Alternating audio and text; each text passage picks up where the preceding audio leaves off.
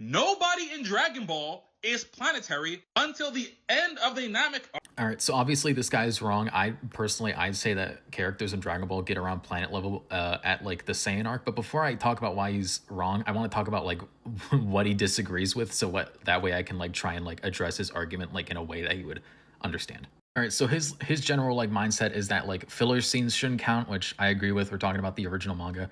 That like data books shouldn't count, which like I can kind of understand. Like if you're reading the original series and if someone just randomly brings up a point like, oh hey, it's like in this guidebook that you've never read, then yeah, that can kind of get a bit annoying. And then also for some weird reason, he doesn't believe Vegeta is like planet level, even though he said he was.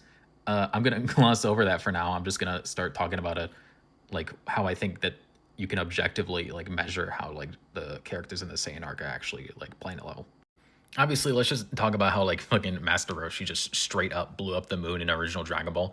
In the second arc, like just straight up he does. Like, look, he even says it right here with like straight up visual proof. Now, a lot of people take this as a gag and therefore it can't apply to like the actual like power scaling. But like he literally just does it. Like, look, and like even Kami has to like restore the moon afterwards. So like it's not like it's was like a one-time thing and then in the next chapter the moon is back. No, it's like a thing that had to be restored.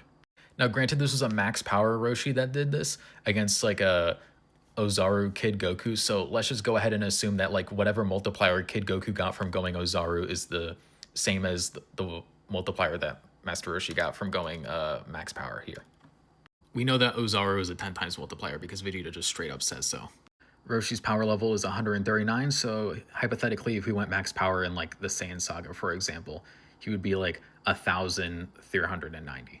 Now, in real life, the moon is about 1/4 the size of planet Earth. So, hypothetically speaking, if a character was just 4 times stronger than Max Power Roshi, they would then just be able to destroy the planet. Oh, look, there's Goku with a power level of over 8,000. Yeah, it's not 9,000 like how it is in the dub. It's actually just 8,000. Even if you think that Roshi's like feat of like destroying the moon doesn't count, that doesn't change the fact that Piccolo also destroyed the moon. And Nappa scans Piccolo's power level to reveal it has a power level of 1220. But Vegeta also says that they can manipulate their power level. But I feel like if you're saying that like Piccolo is actually just like secretly like 4 times stronger than like what Nappa scanned them as, then you're kind of crazy. It's also disregarding the fact that Goku can just use a Kaioken times 4 and that Vegeta can just use the Ozaru and give himself a 10 times boost.